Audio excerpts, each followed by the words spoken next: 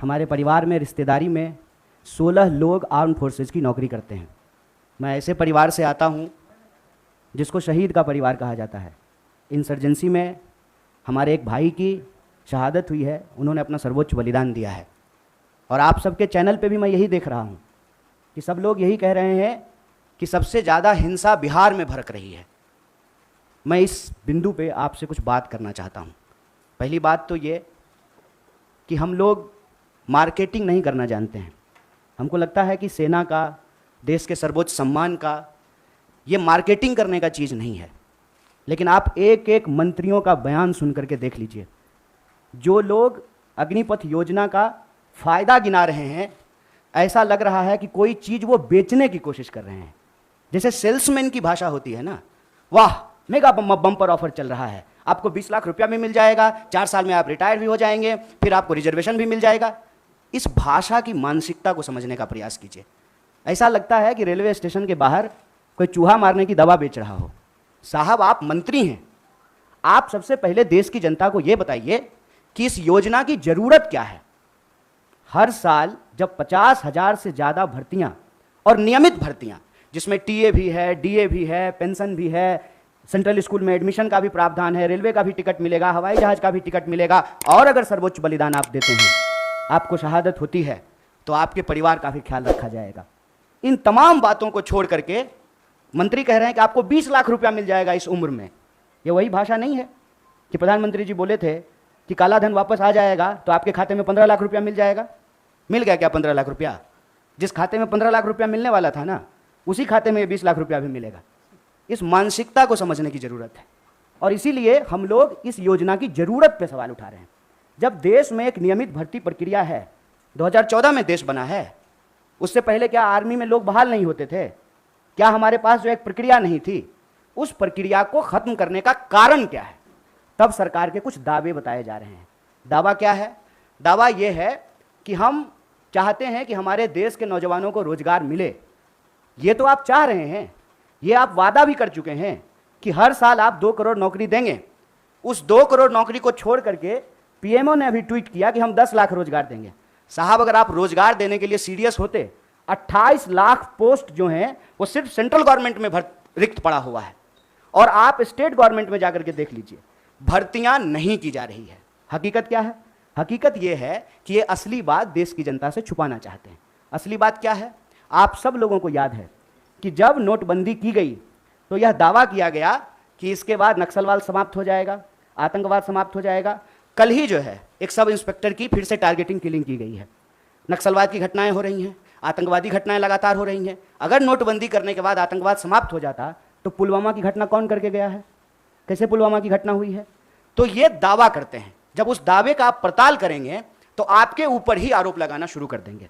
एक WhatsApp message घूम रहा है जिसमें कहा जा रहा है कि जिस भी योजना का कांग्रेस विरोध कर रही हो, ऐसा आप मान लीजिए कि वो योजना सही है।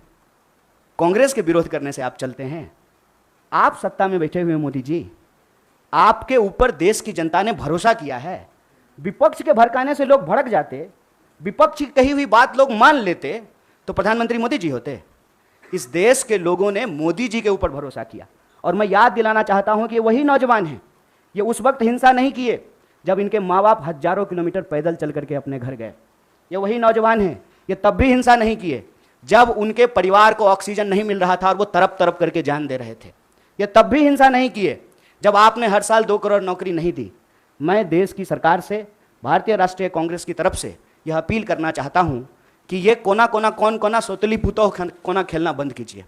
आप हकीकत में बताइए कि रियलिटी क्या है। क्या आपने विपक्ष को पूछा? आपने विपक्ष को पूछा कि हम कोई योजना ला रहे हैं? आपने कोई पार्लियामेंट्री कमेटी की मीटिंग की? या आपने नौजवानों को पूछा कि हम आपका भलाई करना चाहते हैं किसानों की तरह, और नौजवान कहते हैं कि हमको ये भलाई नहीं चाहिए? इस मनोदशा को समझिए साहब। हम ऐसे गांव से आते हैं, ऐसे इलाके से आते हैं, कोई ऐसा साल नहीं गुजरता है साहब कि हमारे इलाके में कोई शहादत ना हुई हो। हमारे इलाके में लोगों के पास महज नौकरी नहीं है सेना, हम जानते हैं इस बात को।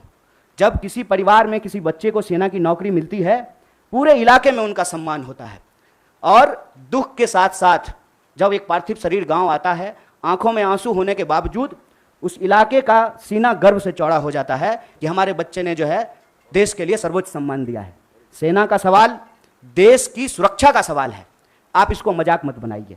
और एक बात हमारे साथी भी कह रहे हैं, आप तमाम मीडिया लोग भी इसको बोल रहे हैं कि उसमें से 25% लोगों को, साहब 25% नहीं, अप टू 25%, ध्यान रखिएगा, यह है सेल्समैन मेगा बम्पर ऑफर की मानसिकता। अप टू 25% क्या होता है, मतलब 25% की भी गारंटी नहीं है।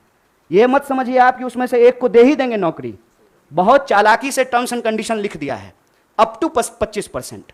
और इसमें यह कितना गंभीर है, इस गंभीरता का आप अंदाजा लगाइए कि अभी आए हुए 3 दिन हुए हैं घोषणा किए हुए, 2 मेजर अमेंडमेंट हो चुका है, और जो फायदा गिनाए जा रहे हैं वो फायदा तो पहले से है। सेना में, आर्म फोर्सेस में, पैरामिलिट्री में भर्ती होने की मैक्सिमम आयु 25 वर्ष है। 25 वर्ष से ज्यादा में तो आप बहाल ही नहीं हो सकते हैं।